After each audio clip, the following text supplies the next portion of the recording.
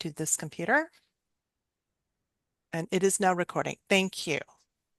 So I'm just going to go back to the welcome page so people know where they are at. Thank you. So my goal today is to shift how you see yourself as a leader. The clients that I work with, the women that I work with, the leaders that I work with, they're delivering results. They're more than competent and capable. In many cases, they are super achievers. And so, what today's conversation is going to be about is how can you shift that, not to diminish your effectiveness, but to move it towards, creating more influence. So to do that, I'm actually going to look at three mindset and behavioral changes. And it's only three, not more, because of the limited time that we have. And if you're sitting there going, OMG, this is another mind shift course. What is she going to talk about? Please hang in there with me. What I've realized is that with any major change, you have to have a little mind shift going on. Otherwise, you're going to default back to your previous behavior, right? That's like the elastic band. You start and boom, you go back. To keep it ongoing and consistent, you do have to shift something, and usually it's the what's happening in here. And so we're going to look at how can we shift from managing the work to shaping our environment, and what the heck does that mean? But first, just a couple of words about who I am. And, I'm very grateful to you all for being here. But let me say a little bit about myself. So I had this slide set up, I think, a couple of years ago. And I had to laugh when I looked at it because that's actually me being held by my grandmother. So, and I see my mother there, and like clearly I'm being held by the woman in my life on this slide. But I don't know if you can see this or not, Jonah, but like that's me right after my vaccination, right?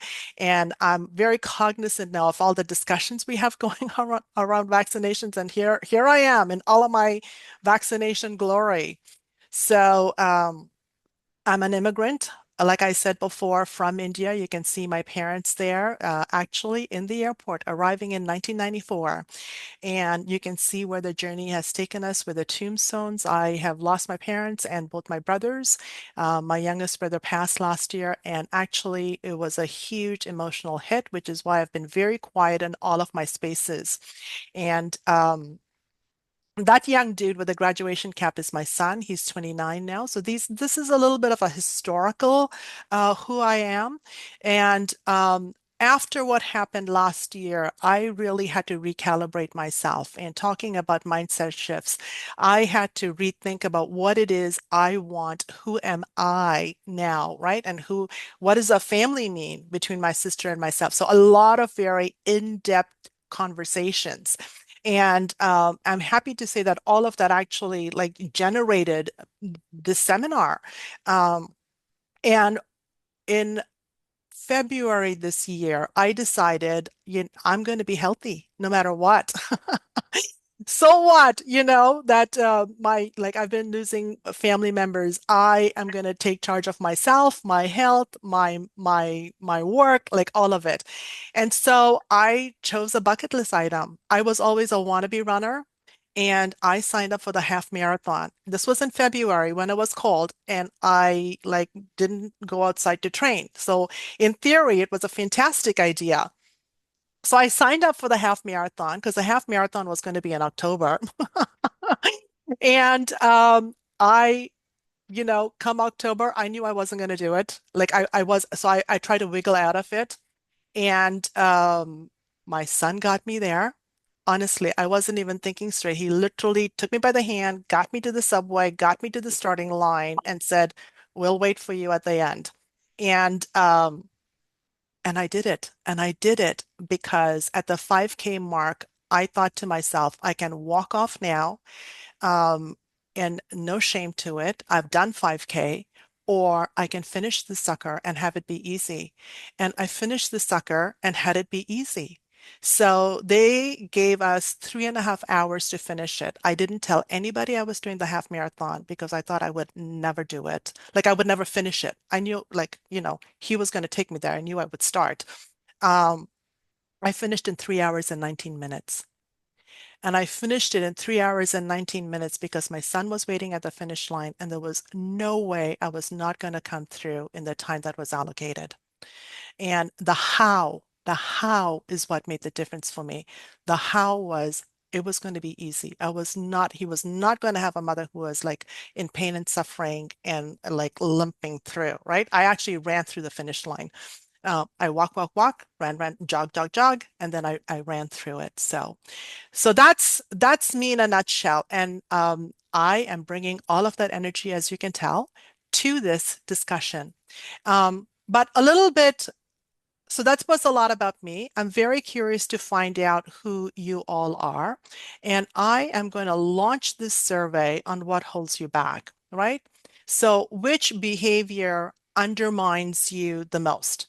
Is it imposter syndrome, fear of failure, the need to please, indecision, self-overload? What is it?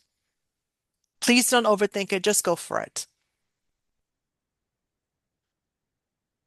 Okay, some fear of failure. We've got one imposter syndrome, need to please, self-overload. Okay. So I'm going to end the poll. I'm going to share the results with you. Can you all see it? So the majority of you, majority, uh, yeah, half of you have said fear of failure, and then some of the other choices. So I'm curious, what is it about the fear? Okay, did you all see the results? I thought I shared it. Okay. So I'm going to stop sharing it, going to close it.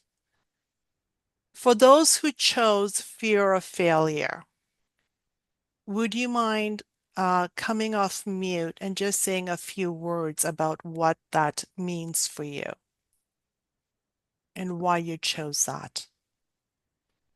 Or if you want, you can type it in the chat box. I will open my chat now.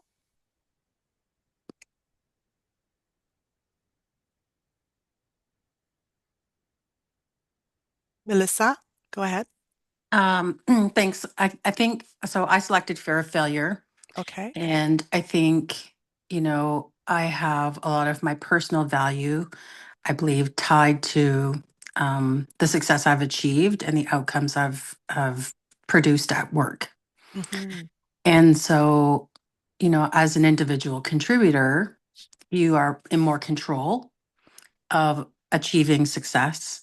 And Yes. as you traverse up leadership and getting outcomes done through others, you become more vulnerable and out Mm, on the skinny branches, um, more um, more often than not. And so therefore you have to trust others more and become more vulnerable mm-hmm. to letting go, um, control. Understood. Thank you. And this is one of the first hurdles a lot of my leaders face, actually. And this is where they start stumbling because in order to mitigate for that lack of control, they start doing everybody else's work. And then it's about overwhelm, lack of balance, feeling out of control, right? All of that good stuff. Anybody else? Welcome, Cynthia. You're just in time. We're looking at what behavior undermines you most, and the majority of people who did the poll talked about fear of failure. Any of the others? People also chose imposter syndrome, the need to please, and self-overload. There's a So, comment in the chat. there's a comment in the chat. Thank you. I relate to what was said. I always set standards for myself, and if I don't meet them, I get anxious. Got it. Thank you. Who doesn't feel that way, right? We're all in there. Joy, did you have a comment? I noticed you came off mute. Yes, and just because I need to step out, but I'm very excited. I'm glad you're recording, and I could have put almost all of these, and I Mhm. was sort of torn between need to please and self overload, and I kind of see them similarly, where I Mhm. overload in the space of need to please, Fair and enough. Yes. yeah, so the pleasing comes out to all sorts of other people, but very rarely to myself. Got Yeah. it. Thank you, Joy. And thank you for starting this conversation with us. And you can absolutely get caught up. There will be a limited time available for the replay, and I'll be sending that out within 24 hours. So, absolutely, like fear of failure, taking on too much, you're into overwhelm. So, this is kind of like a um, non-virtuous cycle, if I can say it that way, right? One dips into the other and it feeds on each other. And before you know it, you're down a deep, dark hole. So what do you do when the results aren't enough, right? When you know that you've done your very best and you're more than capable and competent, right? And this is where a lot of women and minorities and folks who are not privy to how organizations work stumble because they're clear that if I do good work, like I'm this, we keep saying it's all about merit. Well, here it is. Look at that. Now what? Why aren't I getting there? Because very often folks in this situation are the go-to people. And so they're the experts. Everybody comes to them. And so not only are they doing their work, they're also being an additional resource. So, what I want to look at today is the whole leadership continuum. I'm just going to close my chat box so I can have a little bit more room here. And what we're looking at is execution. That's done. You've all got it handled. That's no problem. Most of you also have the strategy handle because when in the strategy space, you're looking at aligning the work you do with what the organization is looking for. So you've definitely got that piece handled, particularly if you're at the director or senior director mark, right? The gap between a manager and the director is looking at, okay, I know how to execute. Now, how do I tie in the strategy? Now, where people get stalled is they overlook the fact that the next two stages are around influence and impact. Influence is exactly what you said, Melissa. I now have to be comfortable enough to do this through people, right? Like, how do I show up in terms of that presence? And like, what am I going to be doing? And so at the start of our careers, we're totally rewarded for execution. And we like some of us are shooting up very rapidly because we are master executors. I used to tell people, give me a project. It doesn't matter if it's national or international. I will execute it. I will like get it done. No problem. The question is like I can totally influence within the space of that project. But am I doing everything possible to make sure that the individuals who need to know what it is I'm doing? Okay. So we're now looking towards influence and we're now looking at what else is there that I'm not privy to, right? This is the what I don't know that I'm stumbling on. And the question I have, and you can drop this in the chat box and I'll monitor it, is where are you spending most of your energy right now? And we haven't had the discussion on where we are organizationally. So I'm just curious, like, where are you spending the bulk of your energy? Is it around execution? Is it around strategy? Is it around influence? What do you think? Okay, let me bring it up.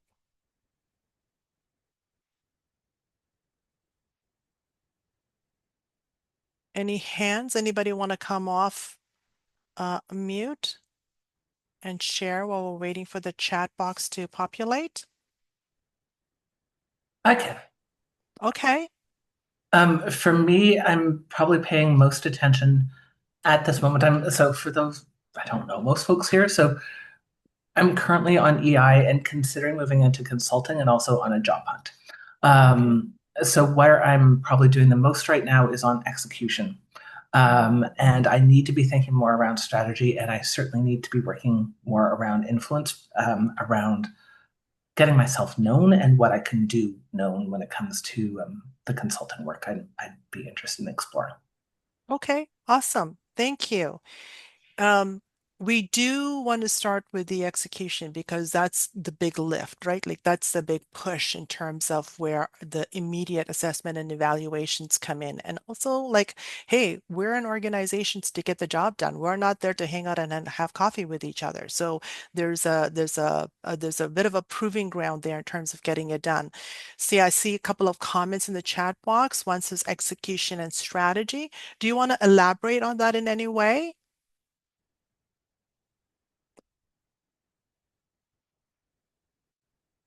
Yeah, thank you. Go ahead. Well, the thing is that I'm the program director, so I'm transitioning from making the strategy for all the people on my team, but at the same time helping them to execute it. So it's going to the top and the bottom all the way. So that is hard. Mm, got it. Transitioning from that. Mhm. So transitioning from the top to the bottom. So you're going up and down in terms of making sure that the execution is consistent with the strategy. And Exactly. yes, and reconfirming that. Okay, got it. Thank you. And Silka, I noticed you said not really sure. It seems equally spent on all of it. If you think if that's the default that you're sitting in, I would assert that the bulk of your time is in execution. And like the other comment, you're popping up occasionally into strategy and then back execution, popping up into influence, wondering what else is there to be done, and then back and so forth. Okay, so that is a something to consider. Now, I promised you the ability to impact some of this. And to do that, I'm going to look at the three leaps. I've called it the three leaps, right? To be consistent with the leadership leap is looking from like, what do you need to shift now to move from execution, doing to being more strategic and more influential in terms of what it is you are accomplishing. And I'm going to say more influential given who I know is on this call right now. I suspect you all have the strategy piece mastered. So I want to look at moving from detail to direction, right? So this is like looking up rather than having your head down. Look, moving from credibility to connection. Who else do I need to connect with? And from perfection to presence. And I have to tell you, like this happens uniformly across the organization unless you are aware of it. And because this is our default mode, we're comfortable executing. That's what got us to where we are. Isn't that the title of a book? I think it's Marshall Goldsmith. And if I have the author wrong, um, oh, I have it written down somewhere, but um, what got you here will not get you to the next level. I'm totally paraphrasing. But what I noticed is that as people progress, if they don't have their influencer hat on, they default to becoming operational. I was working actually, more than one senior HR folk. We're talking CHRO level. Um, and in the weeds, totally in the weeds, managing the operation. My job as coach was to get them out of this, moving them from the details of their role, moving them out of like having, like thinking that they had to establish their credibility. Folks, when you're at that level, you're credible because somebody knew that they were credible, knew that they were going to deliver and had them be in there.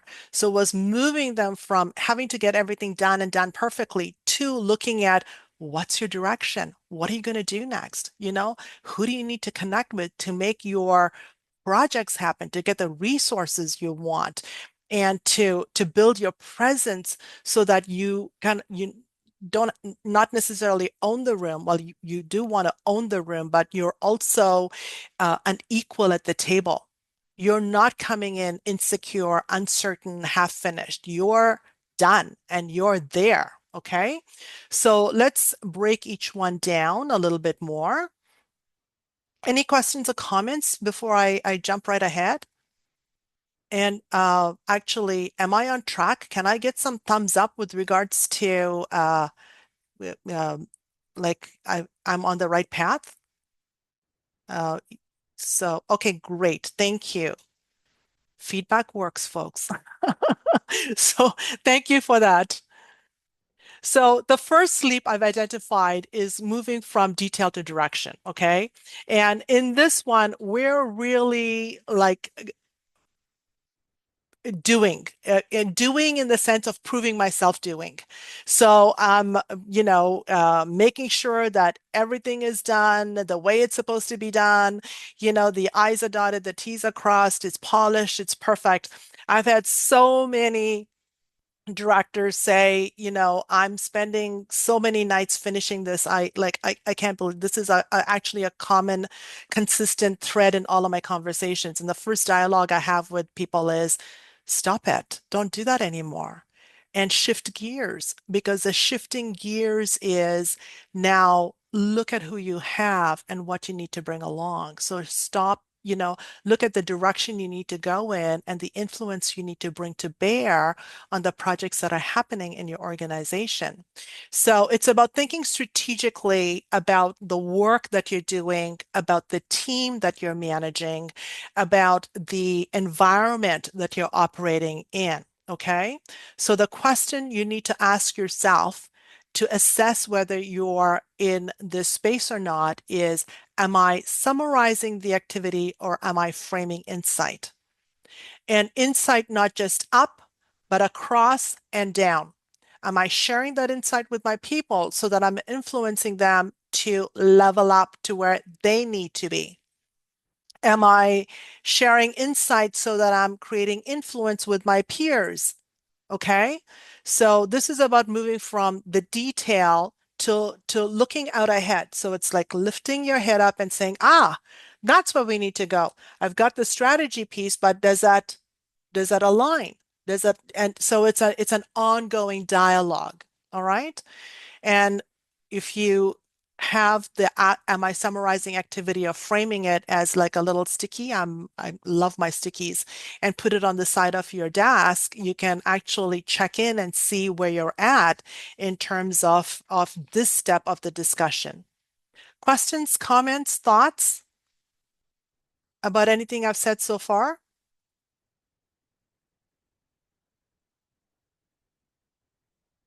Okay. The second step I want to talk about is credibility to connection. Because we're so good at doing what it is we're doing, we forget that we have a team and that we're actually part of an interconnected structure. So what I do impacts, my colleague, impacts my VP's um, resources, impacts downwards. So this is looking and seeing, where am I connected? Who am I connected with? Am I missing connections, right? So when people say that they are blindsided, that they didn't know this was coming down the pipeline. I was working with an executive director quite a few years ago, and we were having a dialogue. She was a friend of mine. So we were just chatting, and she was really frustrated with her work.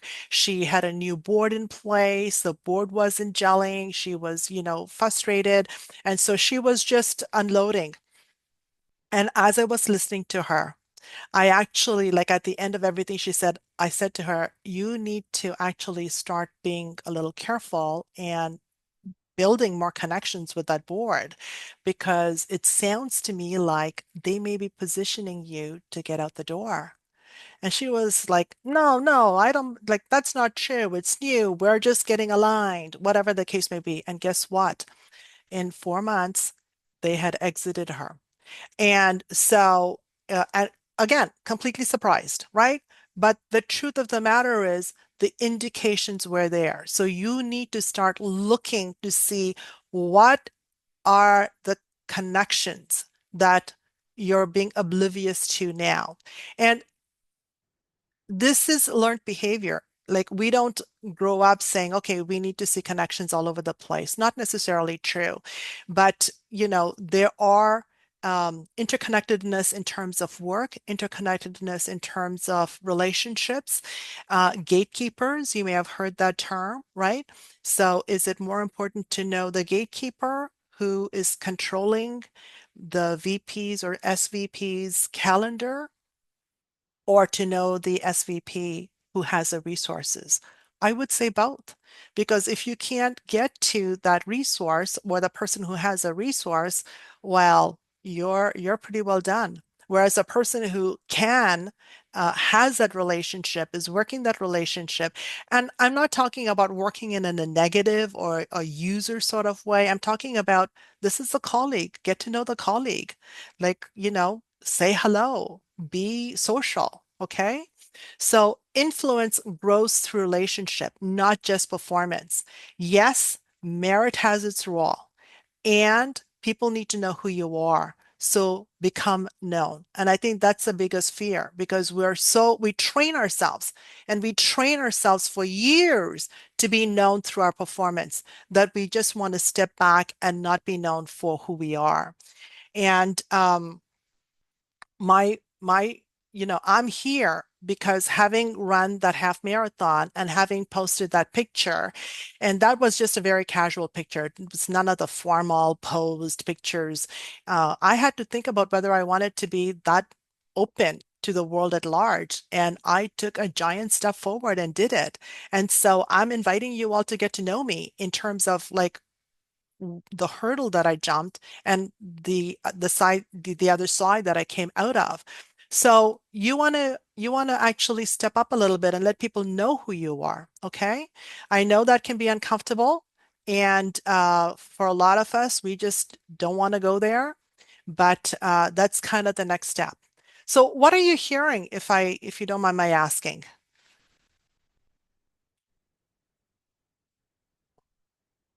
Is it still resonating? Can I get a thumbs up or a thumbs down? Am I still on track? What do you think?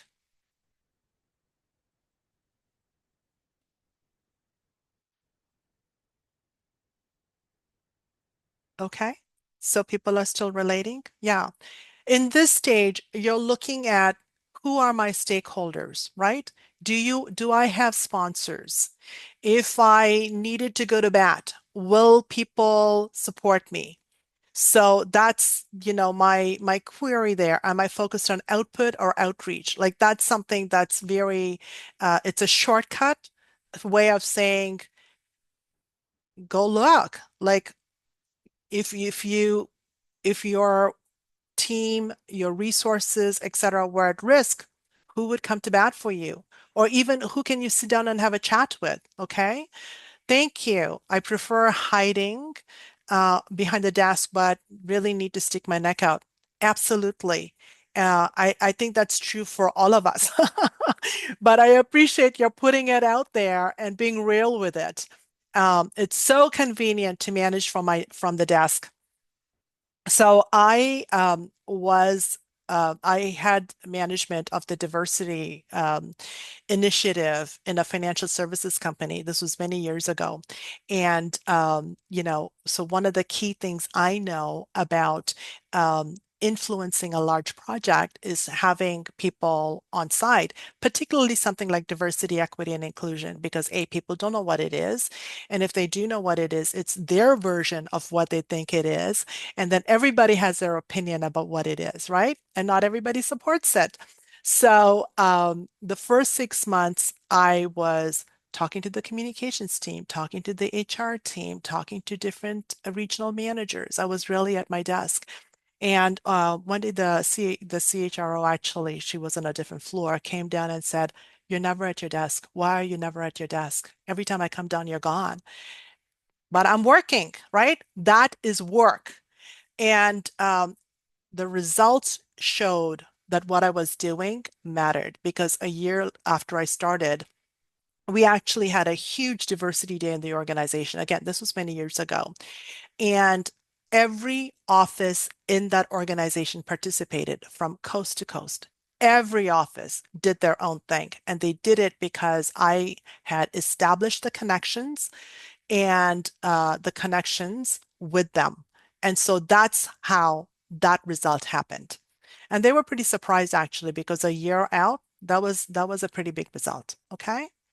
So that's the second leap. The third leap is from perfection to presence. And folks, we like it to be perfect because that's our identity on the line.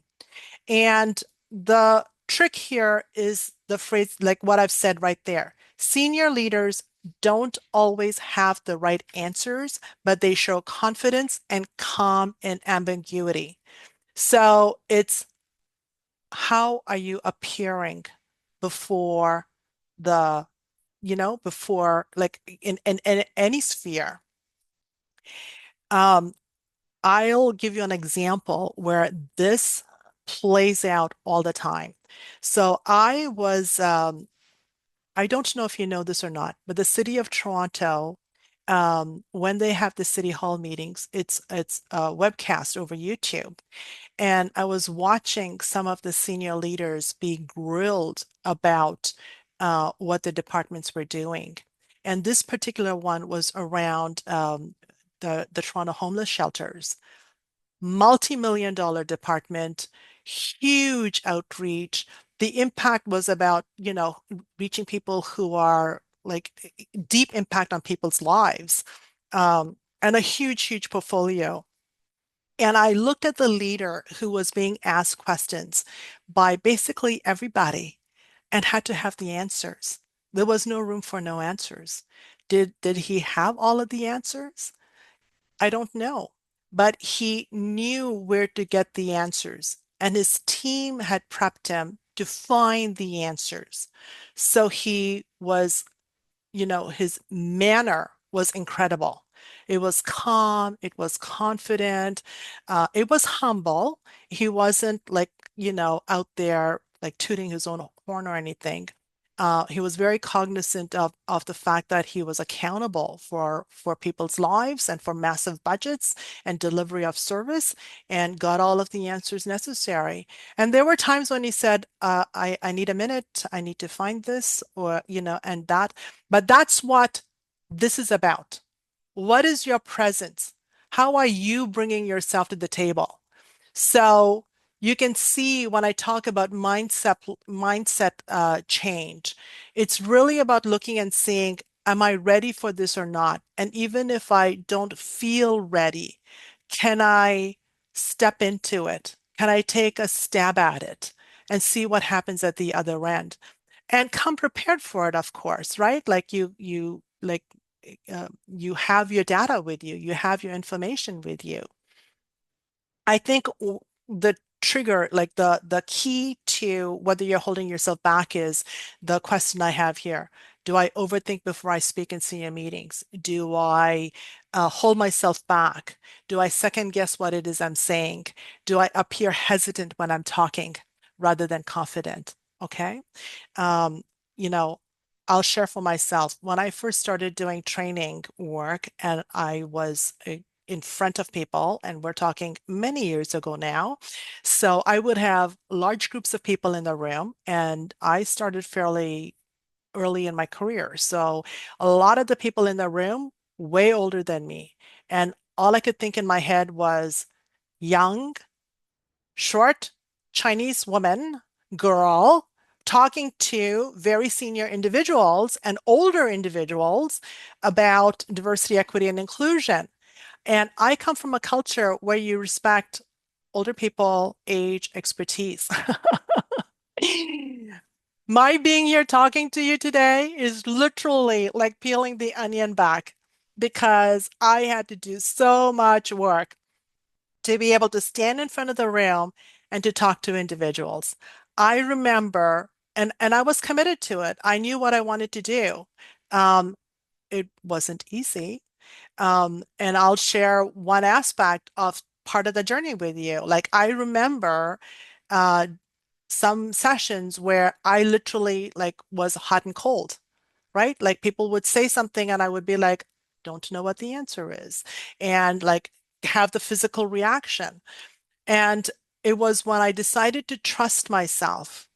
And again, that took a bit of a mindset shift. When I decided to trust myself, that I knew what I was talking about, that I put down my notes and I started relating to people. So rather than being perfect and saying the right things, and folks, I have my notes here, but you know what? I'm focused on you.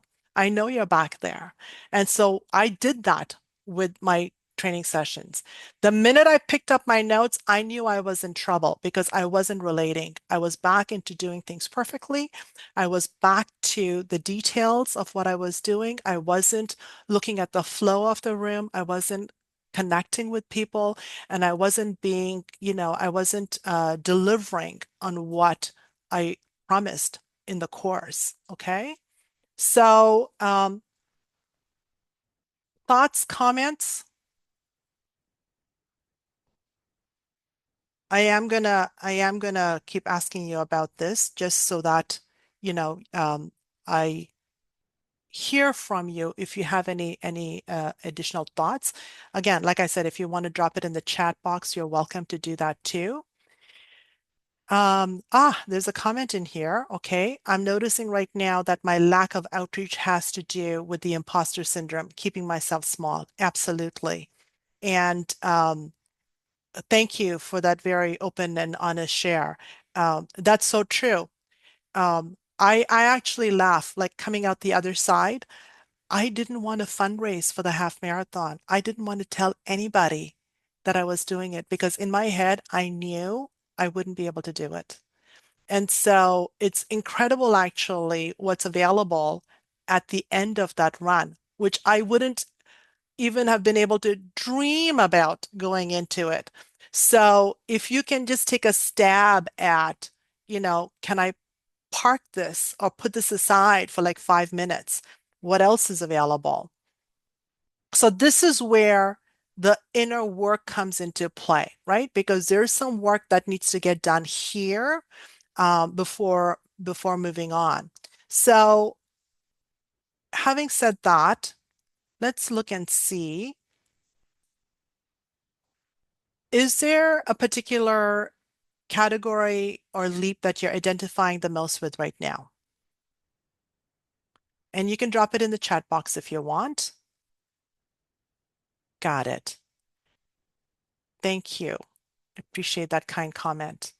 Um, any leadership leap that you identify with right now, you can just drop it in the chat box. 1, 2, or 3. Is it the direction? Is it the uh,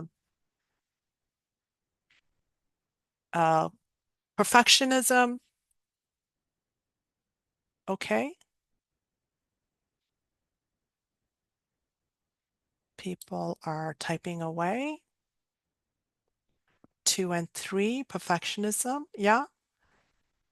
And we've already said earlier that it cycles, right? It cycles. There is no one leads to the other and it becomes a vicious cycle. So um, I ask because I want you to acknowledge and to recognize where you're at. All right. So what can we do about this? How can you mitigate for some of this? Because not only do I want you to recognize it, I want you to have the tools to be able to address it. Okay. So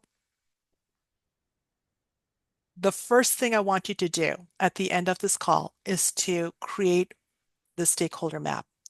And when I say the stakeholder map is looking and seeing who in your environment can influence your visibility. Who do you need to know, really? And I know people think this is like, there's been a lot of negative comments about, who you need to know versus what you do, etc. But folks, we don't work in a vacuum. That's the reality of it. We work with people. That's the good news. It's also the bad news. The good news is you get to know who they are and they get to know you. And the bad news is you may have to be the first one to say hello. Like the comment before, to do outreach. Yes, this is outreach. You actually need to say to people, hey, I'm here. And I have to tell you, I'm like coming out of what I went through last year was difficult. This was like a huge jumping point, but people have been lovely. They actually know what you do from the work that you do. So you already have a reputation out there. This is part of the self-branding, like managing your brand at work. It's your reputation. People know you already. So if you think they don't know who I am, I would test that if I were you. So homework, if you're interested in homework, definitely create a stakeholder map. Who is around me that influences the work that I do, and who do I need to know or need to know me to leverage more of the work that I do on my career. Okay. And also look and see, do you know what behaviors are rewarded in your organization? Or are you just narrowly focused on immediate outcomes? This is what I need to do for my job, and this is what I need to get done, and that's all I'm going to do. So this is the part about looking up. So earlier somebody said, being strategic in terms of going up and coming down. Well, what about across? What else is coming down the pipeline that might influence your up and down, right? So it's about knowing what else is coming, what else is needed, and also based on that, what behaviors are rewarded in your organization. And also, when you're looking laterally as well as up and down, you can see where you need to start positioning yourself, perhaps, in terms of being a little bit more visible, right? So, this is where we talk about, are you getting the right projects? Are the projects one that will take you to the next level in the direction that you want to go? Okay. So when I'm talking about all of this, I'm coming from my framework, and my framework is moving my leaders from frustration to fulfillment. I'm really clear. And this has been consistently across all the folks I've talked to. They are sitting there in a swirl, not sure what thread to pull, completely upset. And I've had enough conversations now to know that they fall into certain buckets. And so everything that we've talked about so far in terms of the three leadership leaps is around the evaluate piece. Look for your stakeholders. If you don't even know what I mean, well, hello, you need to start doing a little bit of research, right? I'm talking about people who are capable and are not and are delivering on what they need to do. And if you're looking at the next level, do you have what it takes for that next level? So being realistic about it, okay? So everything I've talked about really is a first level, and then we're looking at, how do you engage, how do you execute, and then this is cyclical because I'm really clear. After I'm finished working with my leaders, they're going to take the lessons into the next level and the next level. And I kid you not, I've had more than one person say to me, I heard your voice in my head when it was in that situation. And so this is what I did. And here's the outcome. So not to scare you, but you do get results. Okay. Oh dear, what happened? Okay. There we go. I'm not quite sure what happened there. Okay. So, just proof of concept. I had one person come to my one-day workshop. This was when pre-COVID. This is actually a funny story because her boyfriend, who was in my networking group, told her to come. I guess she was really venting in their relationship about what was happening at work. So there was a huge reorganization. She was waiting for one of the top jobs and did not get it. And so had been there for about 20 years and was ready to walk out the door and completely frustrated that the organization didn't recognize her capacity, like what she was bringing to the table, her skills, her results, all of it. And so she spent the day with me and got aligned with her leadership vision, what she wanted to accomplish, like her leadership vision, her personal goals, right? And then assess the organization to see if that was still the organization she wanted to be with, or had she outgrown them. Maybe that was the reason why she wasn't chosen for the top job. So after doing all of that work and a couple of coaching calls, she went and had a discussion with the powers that be within the organization. And I kid you not, they created a role just for her, right underneath the top job, and gave her a $22,000 promotion, like a salary bump because of they were clear about who she was to the organization. She was so aligned with who she was that they heard it and were willing to compensate her for it. Case study B, and apologies, I'm saying A or B because I don't have the permission to use their names, but I do have recommendations from them on my LinkedIn, so you're more than welcome to go look at that. This was during the lockdown. This person actually was losing a lot of money. Clients, she was an entrepreneur, single mom. Clients were walking out the door. She was thinking of lowering her rates to just keep who she had. And so again, we had to do the alignment, right? Who are you in the work that you're doing? Is it still value add? In light of what's happening in the world right now, in light of what's happening in your life, like, can we like have this be an income generating machine?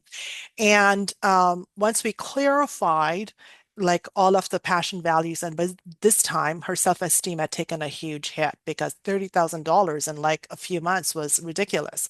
So we created structures for her to have this happen, right? And the structures were around uh, don't lower your rates. It's a valuable resource, a valuable business, a valuable tool that you're giving people. So keep it, and then creating pathways to bring people into the business in the environment that we were operating in. I think she not only made up the 30,000, she bought in three times more money. So like I think like she made about $120,000 and she did that in like 6 months. So folks, um, when you get aligned, it pays, okay? So if you're sitting there thinking that's not me, maybe it is and maybe it isn't. You never know till you try. But I've seen enough people accomplish that, right?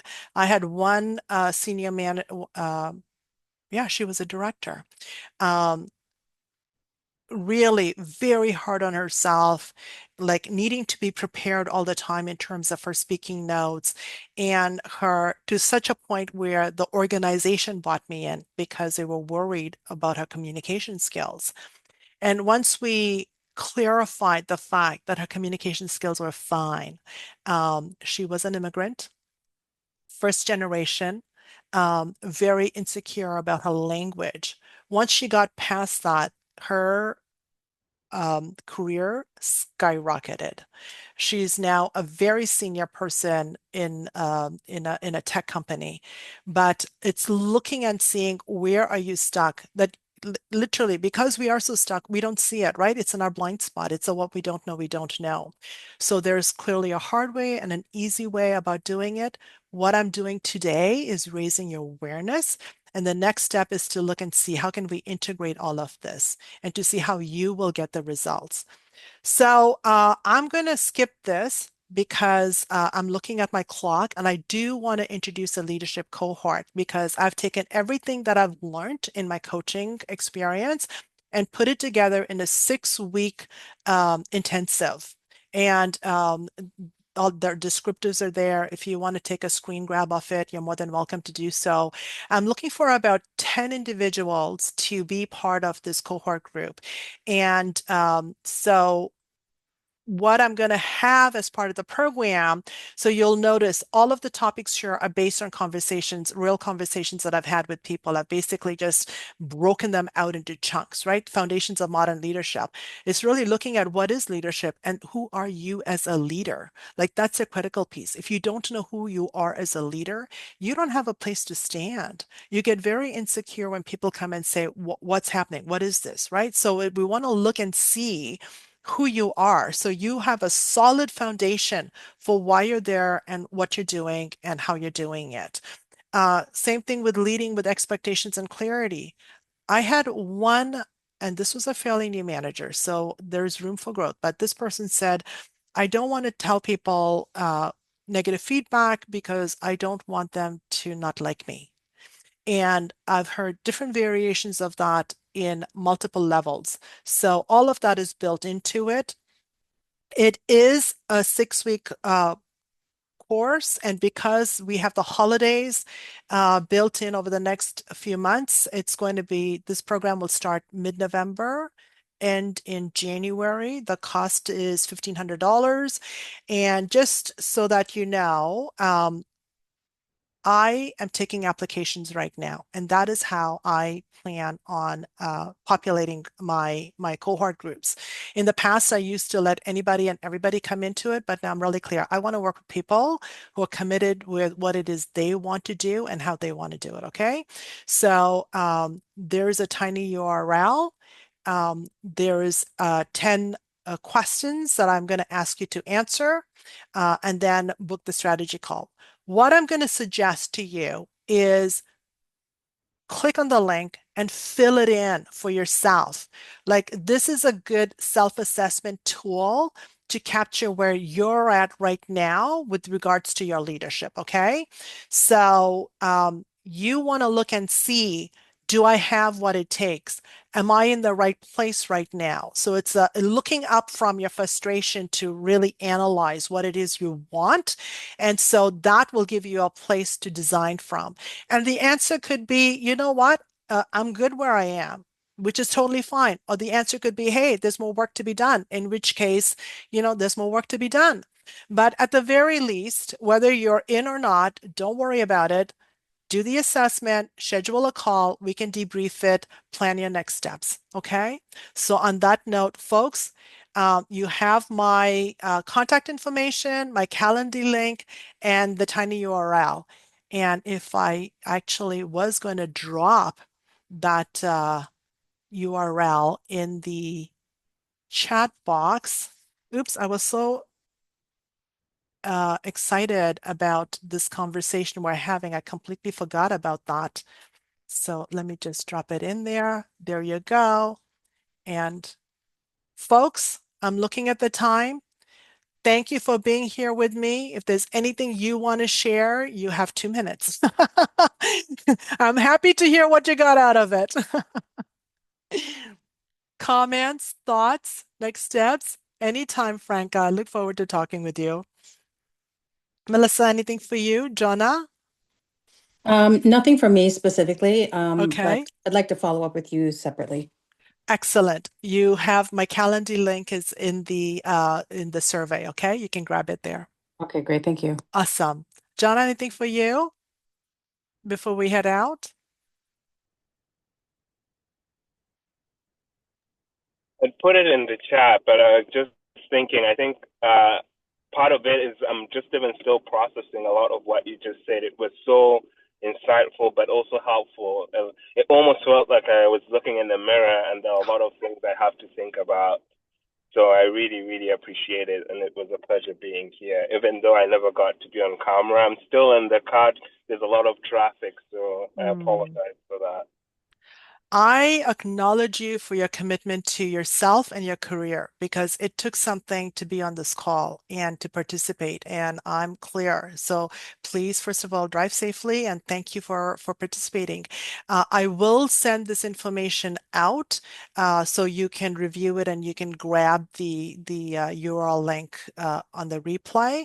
And no matter what, we're connected on LinkedIn, so please just drop me a line and we'll talk then. Folks, have a wonderful rest of the day. Thank you so much for spending an hour with me this afternoon. I really appreciate it. Good luck. Bye-bye. Thank you.